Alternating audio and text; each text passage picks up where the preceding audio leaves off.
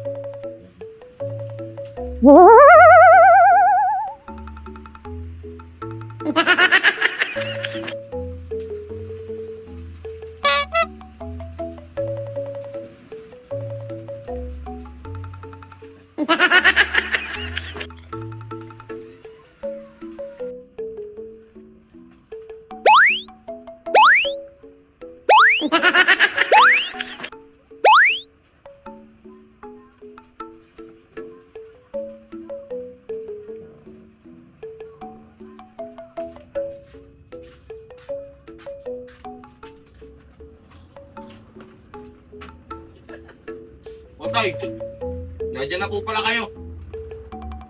Juan, anong ibig sabihin yan? Grabe ka talaga. Pagkain mo na lang eh. Inakatamaran mo pa. Kaya nga tay, Kuya Juan, iba talaga yung utak mo pagdating sa katamaran. Kuya Juan, akalain mo yan, naikabit mo yan dyan, tapos may kutsara pa yung dulo, tapos hihintayin bumagsak yung pagkain sa'yo. Grabe na yung katamaran mo, kuya. Mga anak, alam nyo, may naisip akong pangalan dyan sa kuya nyo eh. Alam nyo kung ano? Ano tay? Juan Tamad. Tay, bagay nga, kaya nga tay, pantamad. Juan, tumayo ka na dyan. At kami ng mga kapatid mo, maghahanap kami ng trabaho. Para hindi na lang tayo laging ganito. Tay, napapagod po ako. Ano, Juan? Napapagod ka sa lagay mong yan. Grabe ka. Daig mo pa kami ah. Tsaka, hindi ko po alam kung saan ako didiskarte. Kayo na lang po. Nandiyan naman po si Kadyo tsaka si Charot eh. Ano kuya, napapagod ka? Eh saan ka naman napagod? Charot, alam ko kung saan napagod si Kuya Juan. Sa kakaigaan niya. Tignan mo yung likod oh. Lapat na lapat na.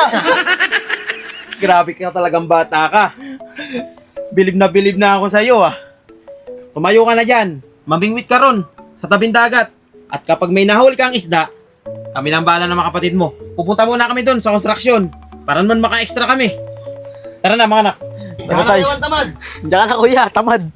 Alam mo, tamaran mo, napapangalan ng kapatid mo. Sige na, tumayo ka na dyan. Mamingwit ka na. Pambihira naman to si tatay oh. Ako pa ang pinadiskarte ng ulam.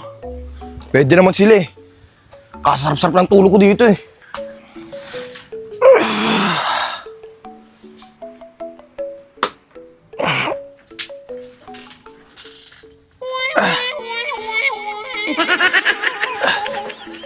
Ay nako.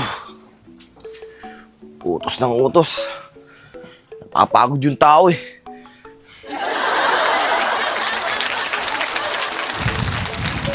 Si tatay kasi. Sarap ng tulog ko eh. Inutusan pa ako. Pero sa bagay, mukhang mas masarap patulog dito. Ang ginawa.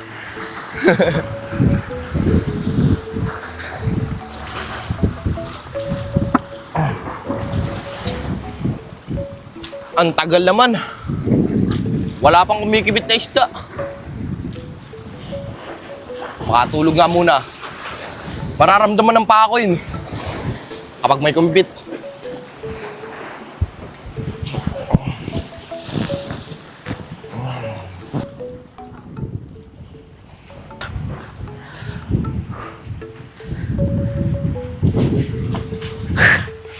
Ay, sarap ng hangin dito. Preskong-presko talaga. Teka lang. Si Juan ba yun? Ang ginagawa niya? Papuntahan nga.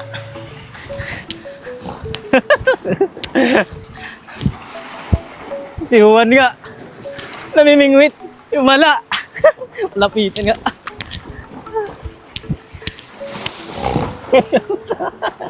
Namimingwit ng isda. Tapos natutulog.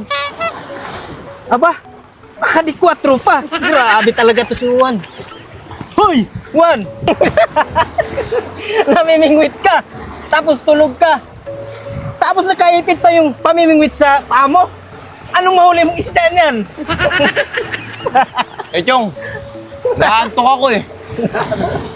Tsaka, wala pa naman kumakagat na isda sa pamingwit ko. Chong, ano po bang ginagawa niyo dito? Anong ginagawa ko? Magpapahangin sana ako eh. Kaso, nakita kita eh. Kaya pumunta ako rito. Sige na, matulog ka muna. Para marami kang mauling isda sa panaginip mo.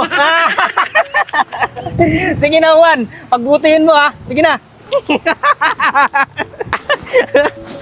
Tignan mo tong si Chong. Nangingilam. Ay, nako. Eh, hindi ko naman siya pinapakailaman eh.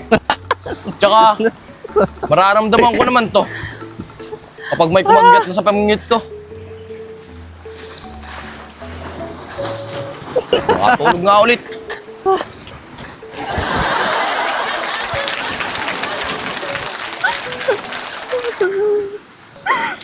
Mariel, tumigil ka na. Sabi ko naman kasi sa'yo, di ba? Iwan mo na yun. Huwag ka na magtiis doon. Ang dami pa namang iba dyan eh. Pero John, hindi ko siya kayang mawala eh.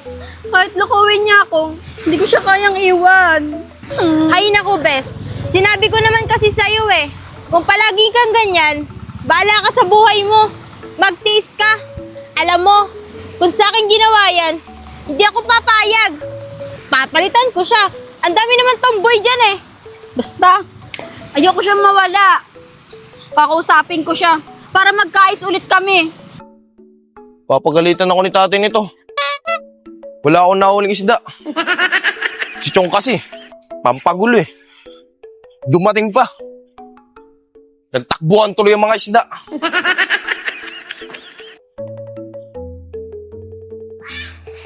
Oh.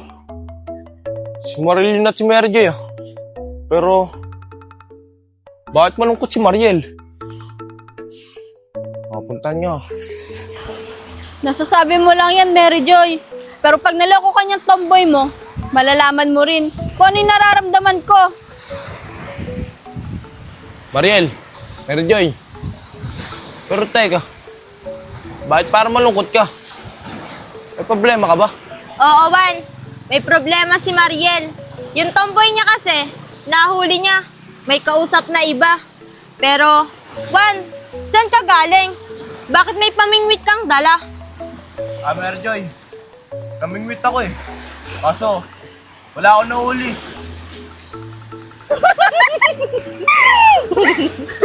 Mamimingwit ka? Eh, ba't yung nakatali dyan?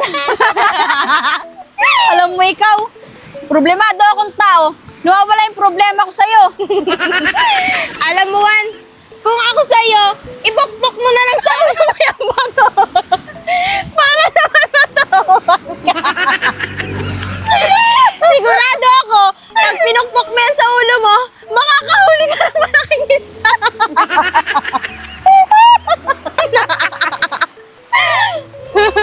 Hindi, Mary Joy. Hindi niya dapat to sa ulay pukpok. Sa ilong niya. Sigurado ako, mas malaking isda mauhuli niya. Alam nyo kayong dalawa. Kapon nyo pa ako pinagtatawanan eh. Pero, Mariel, may sasabihin ako sa'yo. Total, wala na naman kayo ng tomboy mo. Pwede bang tayong dalawa na lang? Tangos ba yung ilong ko? Maganda ka. Bagay na bagay tayo dalawa. Ano man, magiging tayo. Hindi na lang. Magpapakatandang dalaga na lang ako. Eh, napakatamad mo eh. Sa tingin ko, may gatas ka pa sa labi. Tara na nga, Mary Joy. Tara na nga. Baka mamaya maging tayo eh. Mamaho tayo sa bahay. Papisik nga sa'yo. Grabe namang makatawa yung dalawang yun.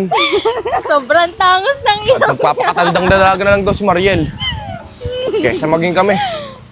Eh, wala na naman siyang hanapin sa akin. Gwapo naman ako. At bukod sa lahat, matangos pa yung ilong ko. Kung ayaw niya, eh di wag.